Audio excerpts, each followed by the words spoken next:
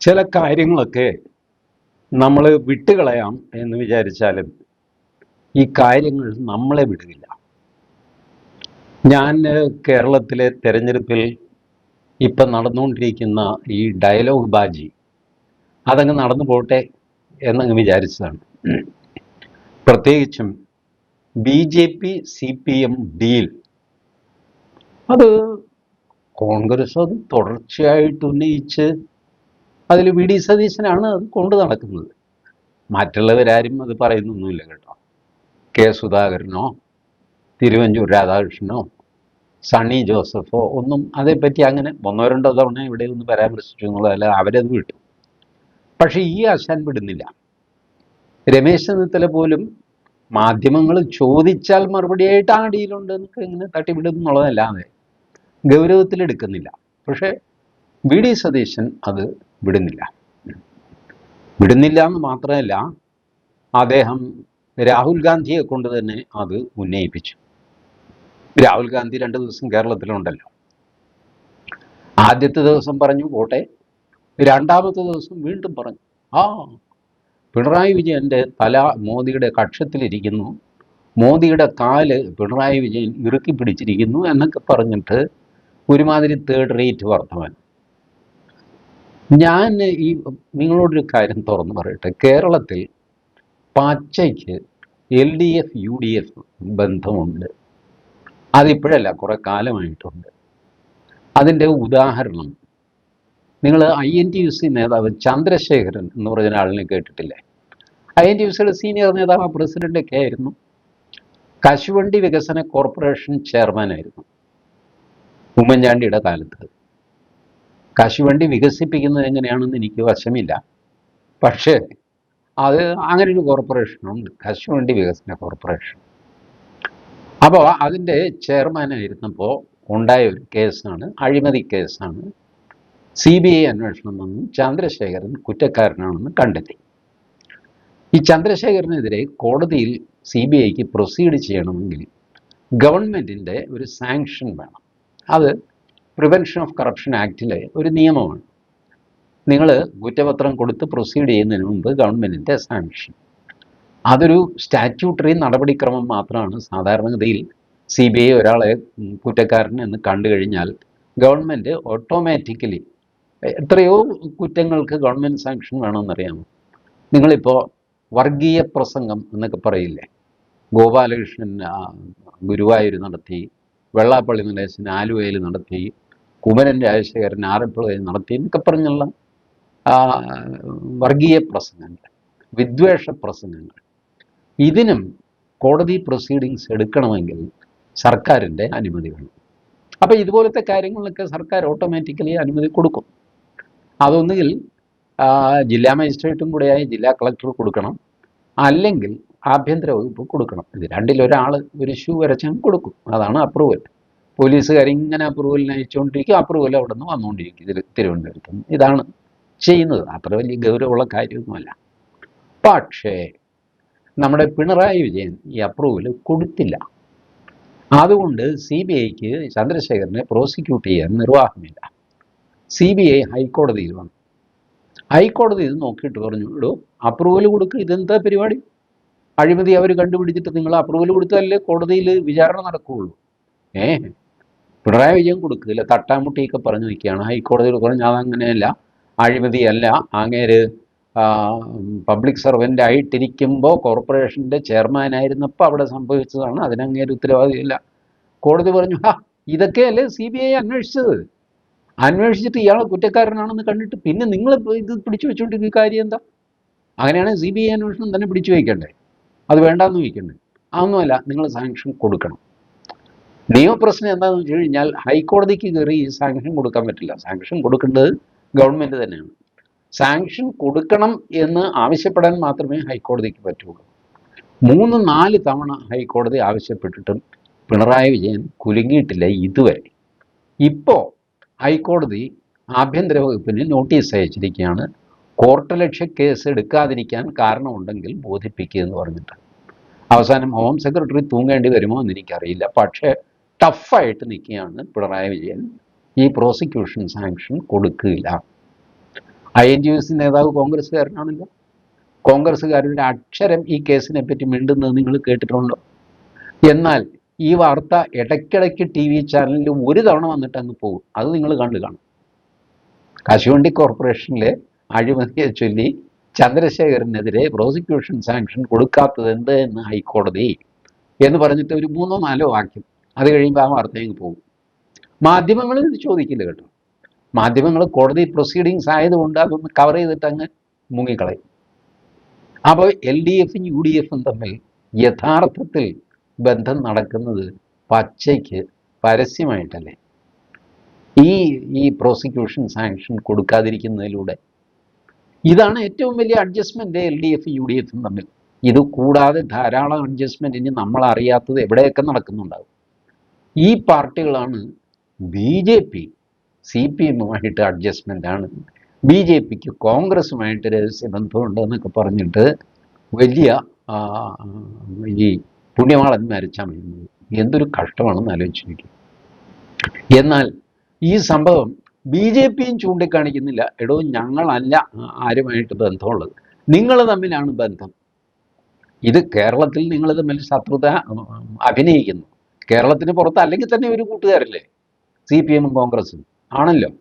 CPI CPM Congress ഈ കണ്ടപത്രാദി കക്ഷികളെല്ലാം കൂടെ India മുന്നണി എന്നും പറഞ്ഞ് കേരളത്തിന് പുറത്ത് വലിയ ചെണ്ട കൊട്ടിക്കൊണ്ടിരിക്കുകയല്ലേ. കേരളത്തിനകത്ത് ഈ നാടകം കളിക്കുന്നു. ശരി, നാടകത്തിൽ ഒരു പാർട്ട് യഥാർത്ഥമായിട്ട് ജീവിതത്തിൻ്റെ പാർട്ട് അത് നടന്നുകൊണ്ടിരിക്കുന്നത് ചന്ദ്രശേഖരൻ്റെ കാര്യത്തിലാണ്. INTUC നേതാവ് ചന്ദ്രശേഖരൻ്റെ കാര്യത്തിലാണ്. ഇത് ചൂണ്ടിക്കാണിക്കാൻ BJPയും തയ്യാറല്ല. അതെന്തുകൊണ്ടാണെന്ന് എനിക്ക് മനസ്സിലാവുന്നില്ല.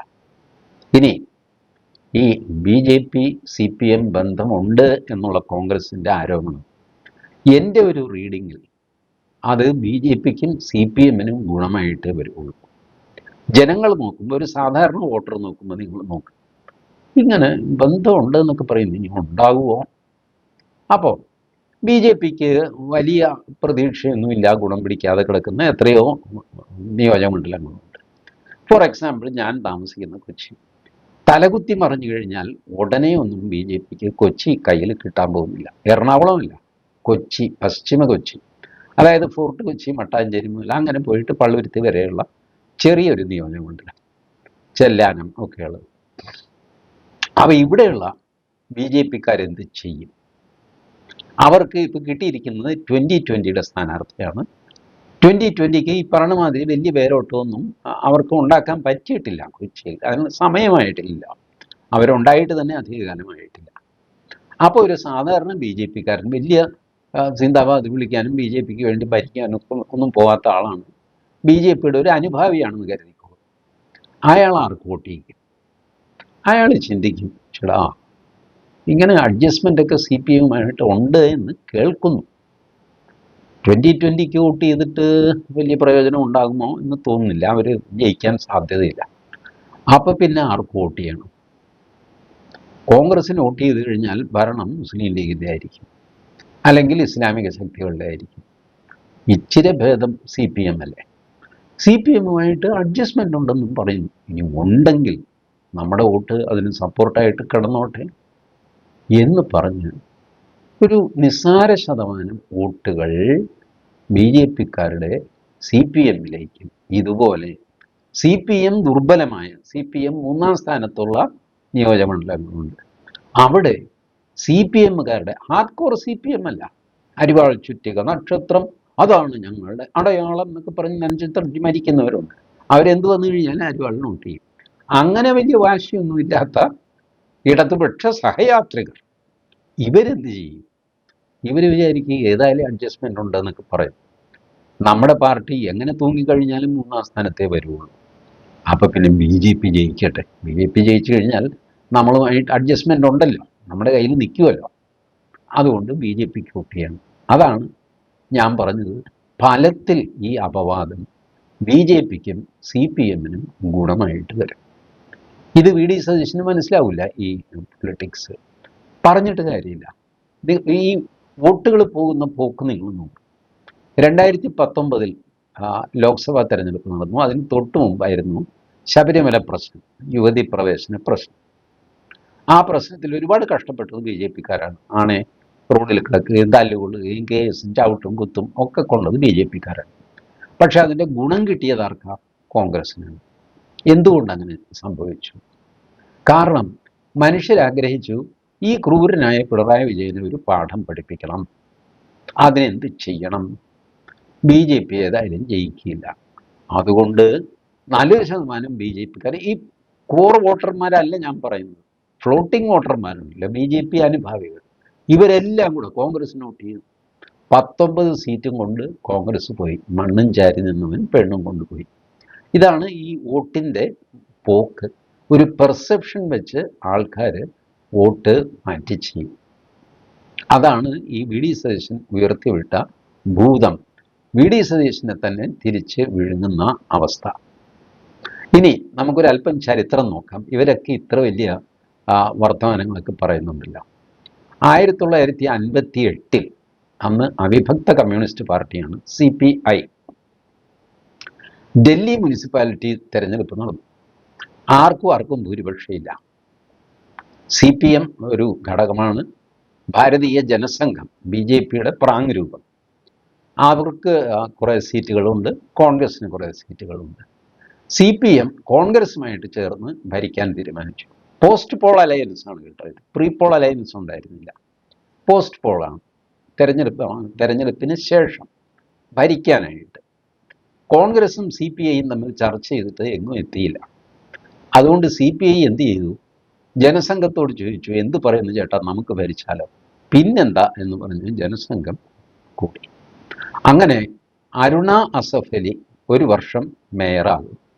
ആ വർഷം ഭാരതീയ ജനസംഘത്തിൻ്റെ കേദാർനാഥ് സാഹ്നി എന്നാണ് എൻ്റെ ഓർമ്മ. കേദാർനാഥ് സാഹ്നി ഡെപ്യൂട്ടി മേയറായിരിക്കും. അടുത്ത വർഷം കേദാർനാഥ് സാഹ്നി മേയറാകും, അരുണ അസഫ് അലി ഡെപ്യൂട്ടി മേയറാകും. ഇതിനിടയ്ക്ക് അരുണ അസഫ് അലി വഴക്കൊക്കെ ഉണ്ടാക്കിയിട്ട് CPIയിൽ നിന്ന് രാജിവെക്കുകയൊക്കെ ചെയ്തു. ഏതായാലും രണ്ടുപേരും കൂടെ കുറച്ച് നാൾ ഭരിച്ചു എന്നുള്ളത് സത്യമാണ്. അതുപോലെ 1967 വ്യാപകമായി സംസ്ഥാന തെരഞ്ഞെടുപ്പിൽ കോൺഗ്രസ് തോറ്റു. ലോക്സഭയിൽ പോലും കഷ്ടിച്ചാണ് രക്ഷപ്പെട്ടത് ഇന്ദിരാഗാന്ധി. അപ്പോൾ ഉത്തർപ്രദേശ്, ബീഹാർ, മധ്യപ്രദേശ്, പഞ്ചാബ് ഇവിടെയെല്ലാം കോൺഗ്രസ് തോറ്റു. പക്ഷേ മറ്റൊരു പാർട്ടിക്കും ഭൂരിപക്ഷം ഇല്ലതാണ്. അതായത് ഭാരതീയ ജനസംഘം, അവരാണ് പല സ്ഥലത്തും ഏറ്റവും വലിയ ഒറ്റക്കക്ഷി. അത് കഴിഞ്ഞിട്ട് ചരൺ സിംഗിൻ്റെ ഭാരതീയ ക്രാന്തി ദൾ, ചരൺ സിംഗിൻ്റെ, റാം മനോഹർ ലോഹിയയുടെ സംയുക്ത സോഷ്യലിസ്റ്റ് പാർട്ടി, പിന്നെ CPI, CPM 64 ഇവർ പിളർന്നിരുന്നല്ല. 67 കഥയാണ് ഞാനീ പറയുന്നത്. അപ്പോൾ CPI, CPM ഇവരൊക്കെ ചേർന്നിട്ട് സംയുക്ത വിധായക് ദൾ എന്നൊരു മുന്നണി രൂപീകരിച്ചു. തെരഞ്ഞെടുപ്പിന് ശേഷമാണ്, പോസ്റ്റ് പോൾ അലയൻസ്. സംയുക്ത വിധായക് ദൾ മുന്നണി രൂപീകരിച്ചിട്ട് ഇവർ ഭരിച്ചു. അങ്ങനെയാണ് ചരൺ സിംഗ് ആദ്യമായിട്ട് ഉത്തർപ്രദേശിൽ മുഖ്യമന്ത്രിയാകുന്നത്. മധ്യപ്രദേശിൽ കോൺഗ്രസ് ആദ്യം അധികാരം പിടിച്ചെങ്കിലും പിന്നെ കോൺഗ്രസ് വീണു, കാലുമാറ്റം അത് ഇതൊക്കെ ആയിട്ട്. അവിടെയും സംയുക്ത വിധായക് ദൾ മന്ത്രിസഭ നിലവിൽ വന്നു. എന്നാൽ ഇതിൻ്റെയൊക്കെ കോൺട്രഡിക്ഷൻ കൊണ്ട് ഈ മന്ത്രിസഭകളൊന്നും അധികകാലം നിന്നില്ല. 6 മാസം, 1 കൊല്ലം, 1.5 കൊല്ലമൊക്കെ കഴിഞ്ഞപ്പോൾ മന്ത്രിസഭകൾ ഉരുണ്ട് വീണു. മന്ത്രിസഭ വീണോ വീണില്ലയോ എന്നുള്ളതല്ല നമ്മുടെ ചോദ്യം. കൂട്ടുകെട്ടുണ്ടായിരുന്നോ എന്നാണ്. ഉണ്ടായിരുന്നു. CPM, CPI, ഭാരതീയ ജനസംഘം, അതായത് BJP, ഇവർ കൂട്ടുകൂടി ഭരിച്ചു എന്നേ. CPM പാവം, അവർക്ക് 1-2 സീറ്റൊക്കെ ഉണ്ടായിരുന്നുള്ളൂ. അതുകൊണ്ട് അവർക്ക് മന്ത്രിസ്ഥാനമൊന്നും ഉണ്ടായില്ല.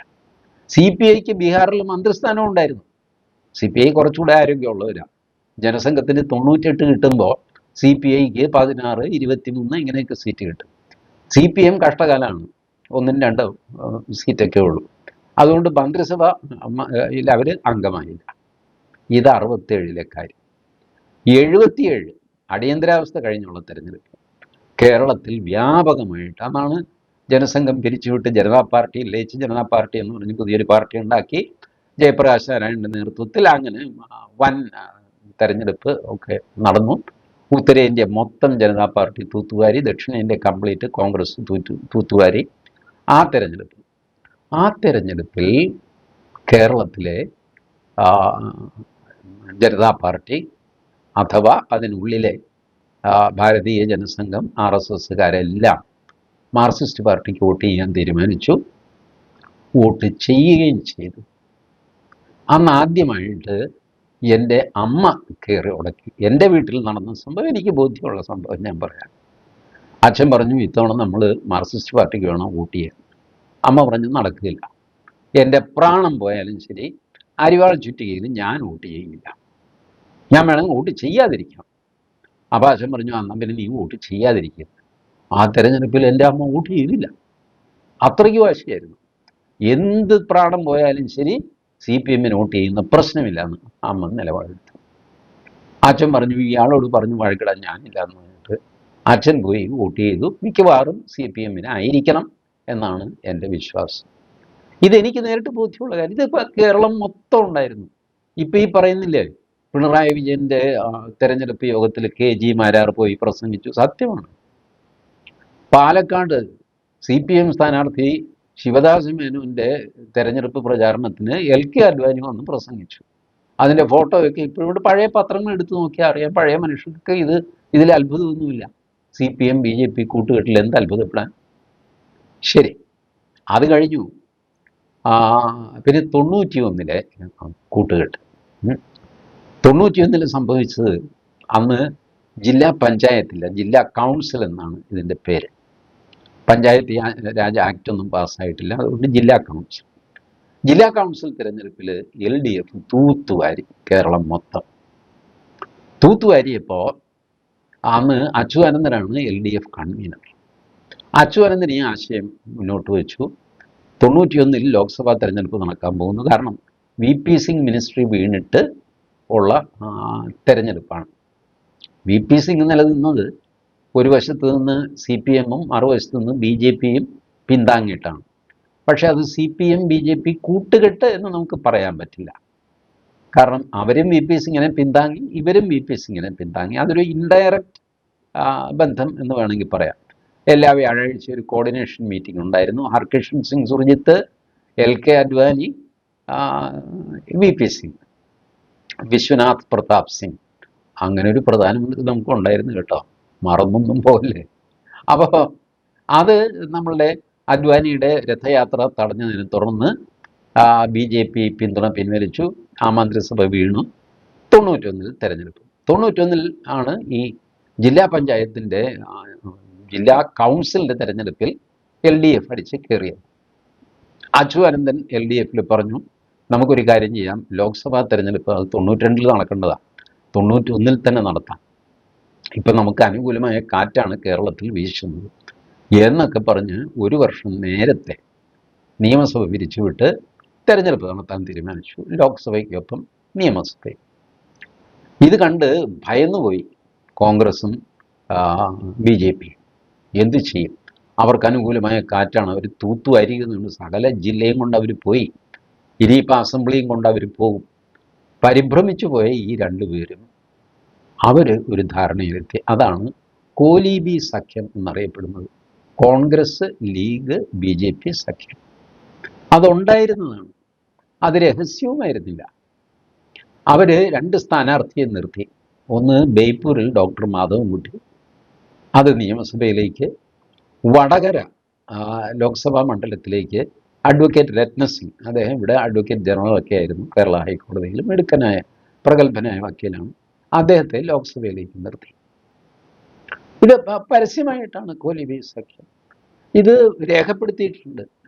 നമ്മളുടെ ഭാരതീയ ജനതാ പാർട്ടിയുടെ KG മാരാർ ഉണ്ടായിരുന്നില്ല, അദ്ദേഹത്തിൻ്റെ ആത്മകഥ K കുഞ്ഞിക്കണ്ണൻ, ജന്മഭൂമിയിലെ സീനിയർ പത്രപ്രവർത്തകനായ കുഞ്ഞിക്കണ്ണൻ മാരാർജിയുടെ ആത്മകഥയല്ല, ജീവചരിത്രം കുഞ്ഞിക്കണ്ണൻ എഴുതി.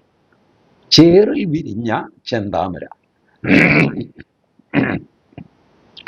ചേറിൽ വിരിഞ്ഞ ചെന്താമര.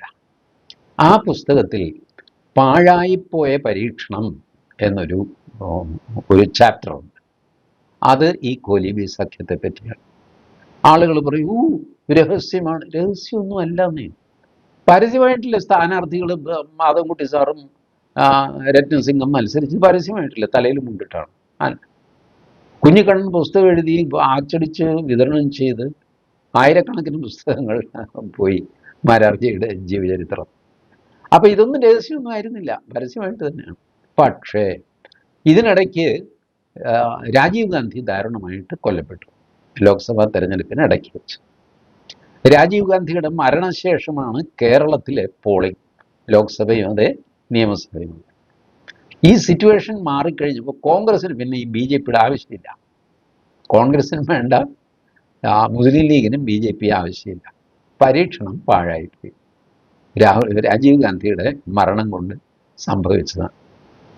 അപ്പോൾ അത് അങ്ങനെ ഇങ്ങനെ കാലാകാലങ്ങളിൽ ആവശ്യം വന്നപ്പോഴൊക്കെ എല്ലാ പാർട്ടികളും അങ്ങോട്ടും ഇങ്ങോട്ടും കൂടിയിട്ടുണ്ട്. അതിലാരും ആരെയും പരിഹസിക്കാനോ പിടിക്കാനോ ഒന്നുമില്ല. അതല്ലേ ജനാധിപത്യം. ഇപ്പം നിങ്ങൾ പഞ്ചായത്ത് തിരഞ്ഞെടുപ്പ് എടുത്തു നോക്കുക. പഞ്ചായത്ത് SDPIയുടെ പിന്തുണയോടെ BJPക്കാരൻ സ്റ്റാൻഡിംഗ് കമ്മിറ്റി മെമ്പറായി എന്നൊക്കെ പറഞ്ഞ് ടി വിയിൽ കിടന്ന് നിങ്ങൾ ചാവുന്ന കണ്ടിട്ടില്ല, അങ്ങോട്ടും ഇങ്ങോട്ടും. നീയല്ല ഞാനാണെന്നൊക്കെ പറഞ്ഞ് നിങ്ങൾക്ക് ചെയ്യേണ്ടി വരും. കാരണം ഈ പഞ്ചായത്തിൽ പല പാർട്ടികൾ മത്സരിച്ച് ജയിച്ചു വരുന്നു. എന്ത് ചെയ്തു കഴിഞ്ഞാലും കോരനെ പിടിച്ചാൽ പപ്പൻ പോകും, പപ്പനെ പിടിച്ചാൽ കോരൻ പോകും. അപ്പോൾ പപ്പനെയും കോരനെയും മാറ്റിയിട്ട് ജോസഫിനെ പിടിക്കുക, ജോസഫ് നമ്മുടെ ആജന്മ ശത്രു, അതൊന്നും സാരയില്ല, ഇപ്പം പിടിച്ചോ എന്ന് പറഞ്ഞ് ജോസഫിൻ്റെ കൈ പിടിക്കും. ഇങ്ങനെ പിടിക്കേണ്ടി വരും. അത് ഈ നമ്മളുടെ ജനാധിപത്യത്തിൻ്റെ പ്രഷറാണ്. നിങ്ങൾ ഓർത്ത് നോക്കൂ, കാശ്മീരിൽ കുറച്ചു കാലം മുമ്പ് BJPയും PDPയും ചേർന്ന് ഭരിച്ചു അല്ലേ? 1.5 വർഷം BJPയും PDPയും ചേർന്ന് ഭരിച്ചു. പക്ഷെ അവർ തമ്മിൽ യാതൊരു ഐക്യവും ഇല്ലാത്തതുകൊണ്ട് 1.5 വർഷം കഴിഞ്ഞപ്പോൾ ആ മന്ത്രിസഭ വീണു. പക്ഷേ അവർ കൂട്ടുകൂടി ഭരിച്ചു എന്നുള്ളത് സത്യമാണ്. പോസ്റ്റ് പോൾ അലയൻസ് ആയിരുന്നു അത്, പ്രീ പോൾ അല്ല. അതുകൊണ്ട് രാഷ്ട്രീയ പാർട്ടികൾ അന്യോന്യം സഹകരിക്കുകയോ കൂട്ടുകൂടുകയോ ചെയ്യുന്നതിൽ യാതൊരു തെറ്റോ അത്ഭുതമോ ഞാൻ കാണുന്നില്ല. നിങ്ങളും കാണരുത് എന്നാണ് എൻ്റെ അഭിപ്രായം. കാരണം നമ്മളുടെ നാട് ജനാധിപത്യ രാജ്യമാണ്. ജനാധിപത്യത്തിൽ ആർക്ക് വേണമെങ്കിലും വോട്ട് ചെയ്യാം, ആർക്കും കൂട്ടുകൂടാം. പിന്നെ ഈ ഐഡിയോളജി എന്നൊക്കെ പറയുമ്പോൾ LK അദ്വാനി ഒരിക്കൽ പറഞ്ഞിരുന്നു, a large area of governance have nothing to do with ideology. സത്യമല്ലേ? ഭരണത്തിൻ്റെ വലിയൊരു ഏരിയയിൽ ഐഡിയോളജിക്ക് പങ്കേയില്ല. കുടിവെള്ള വിതരണം, അതിലെന്താ ഐഡിയോളജി? അതിപ്പം നക്സലൈറ്റുകാരനാണെങ്കിലും പോപ്പുലർ ഫ്രണ്ടുകാരനാണെങ്കിലും കുടിവെള്ളം കൊടുക്കണ്ടേ അവന്? ഒരു പാർട്ടി ഇല്ലാത്തൊരു മനുഷ്യനാണ്, അയാൾക്ക് വെള്ളം കൊടുക്കാൻ അത് പറ്റില്ല. അയാൾക്ക് ഒരു രാഷ്ട്രീയമില്ല, കൊടുക്കില്ല എന്ന് പറയാൻ പറ്റുമോ?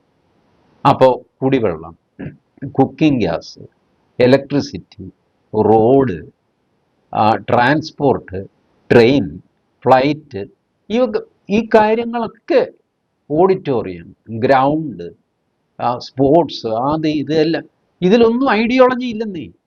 ഇതൊക്കെ എന്താ ഐഡിയോളജി? ഇതെല്ലാവർക്കും തുല്യമായിട്ട് കിട്ടേണ്ടതാണ്, സുഭിക്ഷമായിട്ട് കിട്ടേണ്ടതാണ്. പിന്നെ ഐഡിയോളജി വരുന്നത് എവിടെയാണ്? അതുമല്ല ഈ രാമക്ഷേത്രം നിർമ്മിക്കണോ വേണ്ടോ എന്നൊക്കെയുള്ള പ്രശ്നത്തിലാണ് ഐഡിയോളജി വരുന്നത്. അതുകൊണ്ടാണ് LK അദ്വാനി പറഞ്ഞത് large area of governance have nothing to do with ideology. അതുകൊണ്ട് ഒരു കോർപ്പറേഷൻ ഭരണം, ഒരു പഞ്ചായത്ത് ഭരണം, അല്ലെങ്കിൽ ഒരു അസംബ്ലി ഭരണം ഒക്കെ വരുമ്പോൾ അതിനകത്ത് ഈ ഐഡിയോളജിക്കൽ കടുംപിടുത്തത്തിന് പ്രസക്തിയില്ല. ജനങ്ങൾ നിങ്ങളെ കൊണ്ട് നിങ്ങളുടെ ഐഡിയോളജി മാറ്റി വെച്ചിട്ട് ഒരു കോമൺ മിനിമം പ്രോഗ്രാം ഉണ്ടാക്കി നിങ്ങൾ ചേർന്ന് ഭരിക്ക് എന്ന് ജനങ്ങൾ നിങ്ങളോട് പറയുന്ന സ്ഥിതി വരും.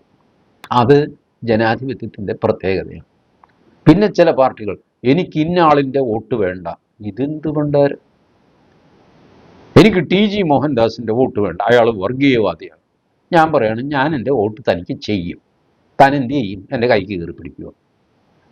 ബൂത്തിൽ പോയിട്ട് ഞാനല്ലേ വോട്ട് ചെയ്യുന്നത്? ഇയാൾ അവിടെ നിന്ന് എൻ്റെ കൈക്ക് പിടിക്കാനൊന്നും പോകണില്ല. BD സതീശൻ പറയാണ്, മോഹൻദാസ് RSSകാരൻ, വർഗീയവാദി, അയാളുടെ വോട്ട് എനിക്ക് വേണ്ട. ഞാൻ പറയും, സതീശ, എൻ്റെ വോട്ട് തനിക്ക് തരാൻ പോവുകയാണ്. എന്ത് ചെയ്യുന്ന താൻ ഇലക്ഷൻ കമ്മീഷൻ എഴുതി കൊടുക്കും, മോഹൻദാസിൻ്റെ വോട്ട് കൗണ്ട് ചെയ്യരുതെന്ന് പറയുന്നത്. ഞാൻ പോയി എന്നാൽ സതീശൻ വോട്ട് ചെയ്തിട്ട് ബാക്കി കാര്യം.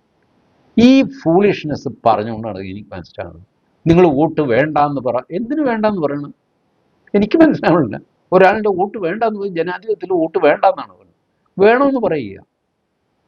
വോട്ട് ചെയ്തു എന്ന് വിചാരിച്ചിട്ട് ആ മനുഷ്യൻ നമ്മളെ ചെവിക്ക് പിടിച്ച് അയാൾ പറയുന്ന കാര്യങ്ങൾ മുഴുവൻ നടത്താനൊന്നും പോകുന്നില്ലല്ലോ. നമ്മളുടെ പാർട്ടിക്ക് നമ്മളുടെ മാനിഫെസ്റ്റോ അനുസരിച്ച് മുന്നോട്ട് പോകാൻ സാധിക്കുമെങ്കിൽ ആരുടെ വോട്ട് വാങ്ങിയാലും എന്താ? വോട്ട് വാങ്ങുകയില്ല, വോട്ട് അവർ തരികയാണ് ചെയ്യുന്നത്. നിങ്ങൾക്ക് വോട്ട് വാങ്ങാനും പറ്റില്ല. എനിക്കൊരാൾ വോട്ട് ചെയ്യണം നിങ്ങൾക്ക് നിർബന്ധിക്കാൻ പറ്റുമോ? ചേട്ടാ വോട്ട് തരണേ എന്ന് യാചിക്കാനേ പറ്റുള്ളൂ. വോട്ട് തരുകയോ തരാതിരിക്കുകയോ ആ മനുഷ്യനാണ്. അതുകൊണ്ട് എനിക്ക് നിങ്ങളുടെ വോട്ട് വേണ്ട എന്ന് പറയുന്നത് ഫൂളിഷ്നെസ്സാണ്. അത് അർത്ഥശൂന്യമായൊരു കാര്യമാണ്. ചുമ്മാ ജാടയ്ക്ക് വേണ്ടിയിട്ടാണ്. എനിക്ക് ജമാഅത്തെ ഇസ്ലാമിയുടെ വോട്ട് വേണ്ട, എനിക്ക് RSSൻ്റെ വോട്ട് വേണ്ട. എങ്ങനെ തനിക്ക് പറയാം RSSകാരൻ തനിക്ക് വോട്ട് ചെയ്താൽ താൻ എന്ത് ചെയ്യും? കെട്ടി തൂങ്ങിച്ചാകുമോ? ചുമ്മാ ഇതൊക്കെ ഈ നോൺസെൻസ് പറയും. അതുകൊണ്ടാണ് ഞാൻ ഈ വിഷയം കൈകാര്യം ചെയ്തത്. ഇതിൽ യാതൊരു പുതുമയുമില്ല. ഈ കൂട്ടുകെട്ട് അത് ഇത് എന്നൊക്കെ പറയുന്നത് കൂട്ടുകെട്ട് ജനാധിപത്യത്തിൽ ആവശ്യമാണ്. പലപ്പോഴും ഇത് രഹസ്യമായിട്ട് ചെയ്യും. എന്തുകൊണ്ടാണ് രഹസ്യമായിട്ട് ചെയ്യുന്നതിന് ഞാൻ കുറ്റം പറയില്ല കേട്ടോ. കാരണം പരസ്യമായിട്ട് ചെയ്തു കഴിഞ്ഞാൽ അത് വിവാദമാകുക, അത് ചർച്ചയാകുകയും ബഹളം ഉണ്ടാകുക. ഇവർ ഈ കൂട്ടുകെട്ടുണ്ടാക്കുന്നത് എന്തിനാ? രണ്ടു വശത്തെയും വോട്ട് കിട്ടാൻ വേണ്ടിയിട്ടാണ് കൂട്ടുകെട്ടുണ്ടാക്കുന്നത്. രണ്ടു വശത്തെയും വോട്ട് കിട്ടാനായിട്ട് ശ്രമിക്കുമ്പോൾ മൂന്നാമതൊരു വശം നമ്മളോട് കോപിച്ചിട്ട് അവരുടെ വോട്ട് തരാതെ ആയെങ്കിലോ? അതുകൊണ്ട് ഈ ബന്ധം രഹസ്യമായിട്ട് വയ്ക്കും. പുറത്ത് പറയേണ്ട ചേട്ടാ നമ്മൾ തമ്മിലൊരു ധാരണയിൽ നമുക്ക് പോവാം. അതെ അതെ, പുറത്താരും അറിയണ്ട എന്ന് പറയുന്നതിൽ തെറ്റെന്താ എനിക്ക് മനസ്സിലാകുന്നില്ല. ഇതൊക്കെയല്ലേ രാഷ്ട്രീയം എന്ന് പറയുന്നത്. രാഷ്ട്രീയത്തിൽ പ്രാഗ്മാറ്റിസം എന്ന് പറയുന്നത് ഇതൊക്കെയല്ലേ. ഇതിൻ്റെ പേരിൽ പരിഭ്രമിക്കാനും പരിഭവിക്കാനും അന്യോന്യം ചീത്ത പറയാനും ഒന്നും തുടങ്ങാതെ മറ്റേ അഡ്ജസ്റ്റ്മെൻറ്റ് നിർത്തിവെക്കുകയാണ് വേണ്ടത്. ഏത്? ചന്ദ്രശേഖരന് പ്രോസിക്യൂഷൻ സാങ്ഷൻ കൊടുക്കാതെ വെച്ചുകൊണ്ടിരിക്കുന്ന അഡ്ജസ്റ്റ്മെൻ്റ് ഉണ്ടല്ലോ, അതാണ് ഹീനമായ അഡ്ജസ്റ്റ്മെൻറ്റ്. അതുകൊണ്ട് ഈ തെരഞ്ഞെടുപ്പിൽ BJP ശക്തമായിട്ട് ആരോപിക്കേണ്ടത് അഡ്ജസ്റ്റ്മെൻറ്റിൽ ഞങ്ങൾക്ക് ഒരു വിരോധവുമില്ല. പക്ഷേ ഈ അഴിമതിക്ക് വേണ്ടിയിട്ടുള്ള അഡ്ജസ്റ്റ്മെൻറ്റ് LDFും UDFുമാണ് നടത്തുന്നത്. അത് തുറന്നു കാണിക്കേണ്ടത് BJPയുടെ ചുമതലയാണ്. അതവർ ചെയ്യും എന്ന് ഞാൻ പ്രതീക്ഷിക്കുന്നു. Thank you.